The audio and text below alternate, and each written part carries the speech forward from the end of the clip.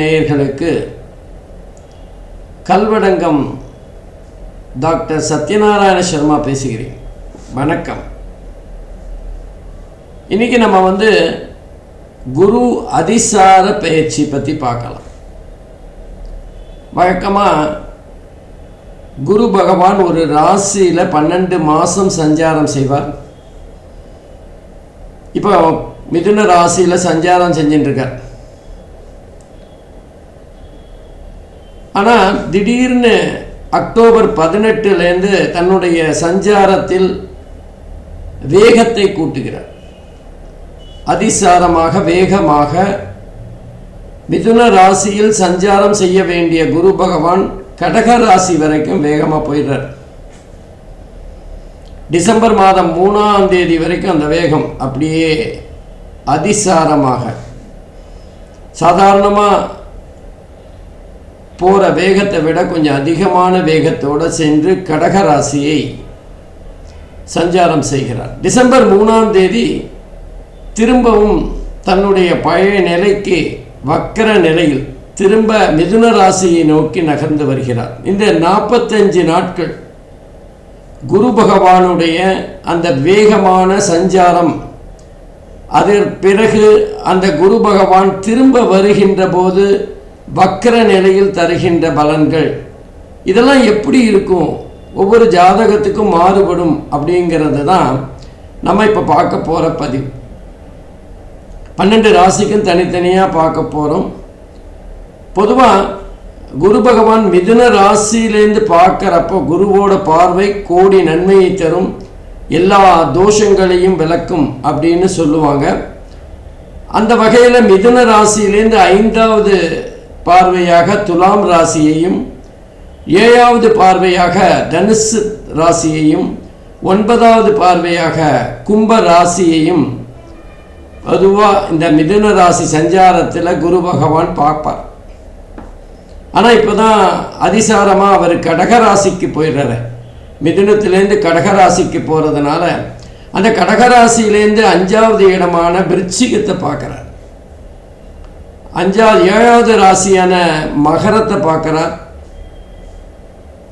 9வது ராசியான மீனத்தை பார்க்குறார்.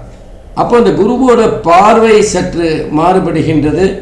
குருவோட அந்த வேகமான அந்த நகர்வு அப்படிங்கிறது சற்று மாறுபட்ட பலன்களை தரும். இதுவரைக்கும் மிதுன ராசியிலேருந்து சஞ்சாரம் செய்து பலனை தந்து கொண்டிருந்த குரு பகவான் ஒரு 45 நாட்கள் கடகராசியிலேருந்து தன்னோட சஞ்சார பலன்களை தர இருக்கின்றார். இந்த மாறுதல்கள் எப்படிப்பட்ட பலனை 12 ராசிக்கும் தரும் அப்படிங்கிறதான் இப்போ நம்ம பார்க்க போகிறோம். வாங்க ஒவ்வொரு ராசியாக பார்க்கலாம். அன்பிற்கினிய மேஷராசி அன்பர்களே, இப்போ குரு அதிசாரம் எப்படிப்பட்ட பலன்களை மேஷராசி அன்பர்களுக்கு தரப்போகிறது அப்படின்னு தான் பார்க்க போகிறோம். பொதுவாக குரு பகவான் மிதுன ராசியில் சஞ்சாரம் செய்கின்ற போது அது மீன ராசிக்கு 3வது வீடாக இருக்கும். மிதுனத்திலேருந்து கடகத்துக்கு குரு பகவான் போகிறப்போ அது 3லேருந்து 4வது வீடு. குருவை பொறுத்தவரை 3, 4 ஆகிய 2 வீடுகளுமே பெரிய அளவில் நன்மைகளை பண்ணுற இடம் இல்லை. ஏன்னா குரு பகவானை பற்றி தெரியும், நியாயமாக நேர்மையாக ஒழுக்கமாக இருக்கணும், அதன் மூலம் வருகின்ற வருமானத்தை தான் நம்ம அனுபவிக்கணும் அப்படிங்கிற எண்ணம் கொண்டவர். 3வது வீடு முயற்சி ஸ்தானம். அப்போ நம்ம ரொம்ப நேர்மையாக முயற்சிகள் பண்ணுறப்போ பல சந்தர்ப்பங்களில் தடுமாறக்கூடிய வாய்ப்புகள் இருக்குது. அதே மாதிரி 4வது வீடு நம்முடைய வீடு, நிலம், படிப்பு போன்ற பல விஷயங்களை சொல்லுகின்ற இடம். ரொம்ப நம்ம நியாயமாக இருக்கிறப்போ சில சமயங்களில் நமக்கு ஒரு தடங்கள், இடைஞ்சல்கள் ஏற்படும்னு சொல்லுவாங்க. அது மாதிரி தான் குரு பகவான் 3, 4 ஆகிய இடங்களில் சஞ்சாரம் செய்கிறப்போ கொஞ்சம் நமக்கு சிரமங்கள் அதிகமாக இருக்கும். அதே நேரத்தில் குரு பகவானுடைய பார்வை நமக்கு நல்ல பலன்களை தரக்கூடும். உதாரணமாக சொல்லணும்னா, இப்போ குரு பகவான் அதிசாரமாக அக்டோபர் 18ஆம் தேதியிலிருந்து டிசம்பர் 5ஆம் தேதி வரை அதிசாரமாக சஞ்சாரம் செய்து மிதுன ராசியிலிருந்து கடக ராசிக்கு மீண்டும் டிசம்பர் 5ஆம் தேதி நுழைகிறார். இதுல 2 வகையான சஞ்சாரம் இருக்கு. அக்டோபர் 18லேருந்து நவம்பர் 11ஆம் தேதி வரை அதிசாரமாக வேகமாக நகர்ற மாதிரியான ஒரு தோற்றத்தை, இல்யூஷனை ஏற்படுத்துவார். இப்போ ஒரு ஸ்டேஷனில் 2 ட்ரெயின் நின்றுட்டு இருக்கு. ஒரு ட்ரெயின் வேகமாக கிளம்பும் போது இன்னொரு ட்ரெயின் எதிர்பக்கம் போகிற மாதிரி ஒரு ஃபீலிங் இருக்கும். அது மாதிரி தான் அது ஒரு இல்யூஷன் தான். அப்போது அந்த குரு பகவான் நவம்பர் 11ஆம் தேதிக்கு பிறகு அதிசாரமாக வேகமாக சென்ற குரு பகவான் திரும்ப வக்கர கதியில் திரும்பும் மிதுனத்தை நோக்கி வருவார். இதுதான் குரு அதிசாரம்னு சொல்றது. அப்போ வேகமாக செல்லுகின்ற அந்த நாட்கள் அப்படின்னு பார்த்தீங்கன்னா மொத்தம் 45 நாட்கள் குரு பகவான் தன்னுடைய மிதுன ராசியிலேருந்து திரும்ப மிதுன ராசிக்கு வர்றதுக்கு ஒரு 45 நாள் வீட்டை விட்டு வெளியில் போயிடுறார். அவ்வளோதான். அதில் பார்த்தீங்கன்னா ஒரு 23 நாட்கள் அவர் அதிசாரமாக போவார். அதுக்கப்புறம் திரும்பி வர்றது காலம் ஒரு 22 நாள், மொத்தம் 45 நாள் மிதுன ராசியிலேருந்து கிளம்பி போய் திரும்ப மிதுன ராசிக்கு வர்ற காலகட்டம். இந்த காலகட்டத்தில் மேஷ ராசிக்காரர்களுக்கு எப்படிப்பட்ட பலன்களை குரு பகவான் தருவார்னு பார்க்கணும். பொதுவாக நம்ம பார்த்தோம், 4வது வீடு அர்த்தாஷ்டமஸ்தானம்னு சொல்லலாம். அதாவது குரு பகவான் எடுத்துட்டோம்னா மேஷ ராசியை பொறுத்தவரை 12வது வீடு மற்றும் 9வது வீடுக்கு அதிபதி. 9 பரவாயில்ல, பாக்கியஸ்தானம் ஓரளவுக்கு பரவாயில்லன்னு சொல்லலாம். 12வது வீடு விரயஸ்தானம், குருவோட பார்வை இருக்கிறதுனால கொஞ்சம் சுப செலவுகள் இருக்கும். ஆகவே இந்த காலகட்டம் அந்த குரு அதிசாரம் மேஷராசி என்பவர்களுக்கு எப்படிப்பட்ட பலன்களை தரும் அப்படின்னு பார்க்கலாம். குரு சஞ்சாரம் 4வது வீட்டில் நடைபெறுகின்ற காரணத்தினால வீடு வாங்கிறது, ரொம்ப நாளாக எனக்கு வீடு வாங்கணும்னு ஒரு ஆசை, ஆனால் நமக்கு வீடு அமையலை, கையில் பணம் இருந்தாலும் எனக்கு வீடு அமையலை அப்படின்னு சொல்கிறவங்களுக்கெல்லாம் வீடு அமையக்கூடிய காலகட்டமாக இருக்கும். அதே மாதிரி சுப செலவுகள் கொஞ்சம் அதிகரிக்கக்கூடிய காலகட்டமாக இருக்கும். வீட்டில் ஏதான சுப நிகழ்ச்சிகள், எதிர்பாராத ஏதாவது ஒரு நிகழ்ச்சி, அதன் மூலமாக திடீர்னு பணம் செலவைகின்ற ஒரு சூழ்நிலையை பார்க்கலாம். இதெல்லாம் ஒரு நன்மை தான். மேஷராசியை பொறுத்தவரை பணம் சுபமாக செலவழிதுங்கிறது ஒரு நன்மை தானே. அதே நேரத்தில் வீடு வாங்கிறது, திடீர்னு நம்ம பையன் படிக்கும்போது அந்த பையனுக்கான ஸ்கூல் ஃபீஸ் அதிகரிக்கலாம், ஸ்கூலில் எங்கேயாவது எக்ஸ்கர்ஷன் போகலாம். இப்படி எதிர்பாராத செலவுகளை, அது ஒரு பெரிய கெட்ட விஷயத்தில் இல்லைன்னாலும் நமக்கு நஷ்டம் இல்லைன்னாலும் சுப செலவுகளாக கொஞ்சம் மேஷ ராசிக்கு அதிகப்படுத்தக்கூடிய காலகட்டமாக இருக்கும். அதே மாதிரி இந்த காலகட்டத்தில் குருவோட பார்வை அப்படிங்கிறது 4வது வீடு என்று சொல்லப்படுகின்ற கடக ராசியிலேருந்து விருச்சிக ராசியில் வருது 5வது பார்வையாக. அப்போ 5வது வீடு அப்படிங்கிறது மேஷ ராசிக்கு 8வது வீடு. அப்போ 8வது வீட்டை குரு பார்க்கறதுனால கொஞ்சம் தீராத நோய்கள் இருக்கிறவங்க, ஏதாவது ரொம்ப அவமானப்பட்டு அலுவலகத்தில் சரி வெளியில் சரி நமக்கு மதிப்பு மரியாதை அந்தஸ்து இதெல்லாம் இல்லையேன்னு வருத்தப்படுறவங்களுக்கெல்லாம் கொஞ்சம் ஆறுதலாக தேறுதலாக நல்ல மதிப்பு கிடைக்கின்ற காலமாக இருக்கும். ரொம்ப உடம்பு ஆரோக்கியம் ரொம்ப மோசமாக இருக்கே அப்படிங்கிறவங்களுக்கெல்லாம் இந்த காலகட்டத்தில் அந்த உடம்பு சம்பந்தமான விஷயங்களில் சற்று முன்னேற்றம் தெரிகின்ற காலகட்டமாக இருக்கும். இது ஒரு ஆரம்பமாக நினச்சி நம்ம அதுலேருந்து வெளிவர பார்க்கணும். அடுத்த வருஷம் கடகராசியில் சஞ்சாரம் செய்ய போகிற குரு கொடுக்கிற ஒரு முன் அனுபவம் தான் இந்த பலன்னு சொல்லலாம். அதே நேரத்தில் குரு பகவான் மகர ராசியை பார்க்குறார். கடகத்திலேருந்து மகர ராசி அப்படிங்கிறது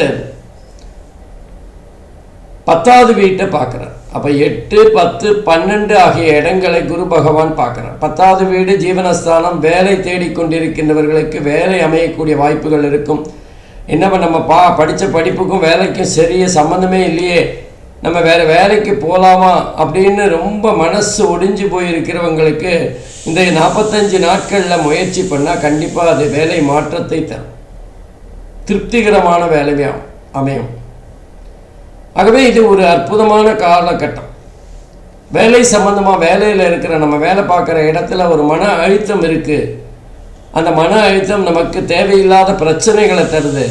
நம்ம அலுவலகத்துக்கு போகாமல் லீவ் போட்டுடலாமா அப்படின்னு குழம்பி போயிருக்கிறவங்களுக்கு அலுவலகத்தில் ஒரு மதிப்புள்ள அந்தஸ்தான ஒரு சூழ்நிலை ஏற்படும். அலுவலகத்தில் இதுவரைக்கும் இருந்த அழுத்தமான சூழ்நிலை மாதிரி உங்களுக்கு ஆதாயமான பிடித்த சூழ்நிலை ஏற்படும். எப்போ ஆஃபீஸுக்கு போவோம் அப்படிங்கிற ஒரு மனநிலையில் இருப்பீங்க. அதே மாதிரி 12வது வீட்டை குரு பகவான் பார்க்கறதுனால அது விரயஸ்தானம்னு சொல்லுவோம். விரயம் ஆகத்தான் செய்யும், ஆனால் சுப செலவுகளாக நம்ம ஏற்கனவே சொன்ன மாதிரி சுப செலவுகள் ஏற்படும். கூடவே இந்த 12வது வீட்டில் சனி பகவான் இருந்து தூக்கமே கொடுக்காம நம்மளுடைய நிம்மதியை கெடுத்து கொண்டிருந்தவர் அதை குரு பகவான் பார்க்கறதுனால கொஞ்சம் அதுலேருந்து விடுதலை கிடைக்கும். நிம்மதியாக தூங்குகிற ஒரு காலகட்டமாக அமையும். கணவன் மனைவி உறவு சரியில்லாமல் இருக்கிறவங்களுக்கு தாம்பத்தியம் நல்ல அற்புதமாக அமைகின்ற ஒரு காலகட்டமாக இருக்கும். அயன சயன சுகஸ்தானம் இல்லை, அதை குரு பகவான் பார்க்கறதுனால அதில் இருக்கிற பிரச்சனைகளை தீர்த்து வைப்பார். கணவன் மனைவிக்குள்ள ஒரு அந்யோன்யம் ஏற்படும். ஆகவே மேஷ ராசியை பொறுத்தவரை கொஞ்சம் அவங்க எப்பவுமே எல்லா விஷயங்களிலுமே வெற்றி பெற வேண்டும் என்கின்ற ஒரு உத்வேகம் அவங்களுக்கு இருந்துகிட்டே இருக்கும். அதில் அந்த தடை ஏற்படுத்துகின்ற ஸ்தானம் அப்படின்னு பார்த்தா 6, 8, 12 ஆகிய இடங்கள். அதில் 8, 12 குரு பகவான் பார்க்கறதுனால மேஷராசியை பொறுத்தவரை ஓஹோன்னு இல்லாட்டாலும் ஓரளவுக்கு இதுவரை இருந்ததை விட ஒரு நல்ல பலன்களை பெறுகின்ற காலகட்டமாக இருக்கும். அங்கங்கே ஒரு யோகமான அதிர்ஷ்டமான பலன்கள் கிடைக்கும். குடும்பத்தில் ஒரு சுப நிகழ்ச்சி, இதெல்லாம் மேஷராசி அன்பர்களுக்கு மனசில் ஒரு சந்தோஷத்தையும் நிம்மதியும் தரும். அவங்க பட்டுட்டு வந்த கஷ்டங்களை நிவர்த்தி செய்கின்ற வகையில் இந்த நல்ல பலன்கள் கிடைக்கும். ஆகவே குரு அதிசார பயிற்சியானது மேஷராசி அன்பர்களை பொறுத்தவரை நன்மையாக தான் இருக்கும். இருக்கிறத விட பெட்டராக இருக்கும். பட் ஓஹோ அன்னு இருக்கும் அப்படின்னுலாம் சொல்ல முடியாது. பரவாயில்ல, நமக்கு பண கஷ்டம் கொஞ்சம் மாறி இருக்குது, கையில் பணம் கொஞ்சம் புரண்டுன்னு இருக்குது, குடும்பத்தில் சந்தோஷம் இருக்குது, ஒரு மாறுதலான சூழ்நிலையை அனுபவிப்பார்கள். நன்றி, வணக்கம். இப்போ நம்ம குரு அதிசாரம், அதாவது மிதுன ராசியிலேருந்து குரு பகவான் கடகராசிக்கு செல்லுகின்ற இந்த காலகட்டம் 45 நாட்கள், அதில் 23 நாட்கள் அதிசாரமாக வேகமாக முன்னோக்கி செல்லுதல், 22 நாட்கள் வக்கரமாக பின்னோக்கி வர்றது. இந்த பலன் எப்படிப்பட்ட யோகத்தை ரிஷபராசி என்பர்களுக்கு தரும் அப்படின்னு தான் இப்போ பார்க்க போகிறோம். பொதுவாக இது ரிஷபராசியை பொறுத்தவரை யோகமான பலன்களை தரும் அப்படின்னு சொல்லலாம். ஏன்னா குரு பார்வை கோடி புண்ணியத்தை தரும். குரு பார்வை என்பது அனைத்து தோஷங்களையும் விளக்கும்னு சொல்லுவாங்க. இப்போ குருவோட பார்வையை பார்த்தா ரிஷபராசி அன்பர்களுக்கு யோகம்தான். 7, 9, 11 ஆகிய இடங்களை பார்க்குறார். விருச்சிக ராசி, மகர ராசி மற்றும் மீன ராசியை பார்க்குறார். பொதுவாக அந்த 7வது வீடு அப்படிங்கிறது நண்பர்களை பற்றி, கணவன் மனைவியை பற்றி சொல்லுகின்ற இடம். நம்ம தொழில் செய்கிறோம்னா நம்ம கூட்டாளிகளை பற்றி சொல்லுகின்ற இடம். அப்போது கணவன் மனைவி உறவு சிறப்பாக இருக்கும். நண்பர்கள் பல சமயங்களில் நமக்கு தேடி வந்து உதவிகளை செய்வார்கள். அதே மாதிரி ஆஃபீஸில் கூட்டாளி, நீ பார்த்துக்கப்பா, நான் உன் பார்த்துக்கிறேன், ஆஃபீஸை நான் பார்த்துக்கிறேன், நீ உனக்கு ஒரு வேலை இருந்தால் நீ போய் பாரு அப்படின்னு அனுசரணையாக இருக்கின்ற ஒரு காலகட்டமாக இருக்கும். அதே மாதிரி 7வது வீடு அப்படிங்கிறது சமூகத்தை பற்றி சொல்லுகின்ற இடம். இந்த சமூகம், நம்மளை சுற்றி இருக்கிற சமூகம், காமம் மற்றும் நமக்கு மத கலத்திரம் என்று சொல்லப்படுகின்ற வாழ்க்கை துணை பற்றி சொல்லுகின்ற இடம்.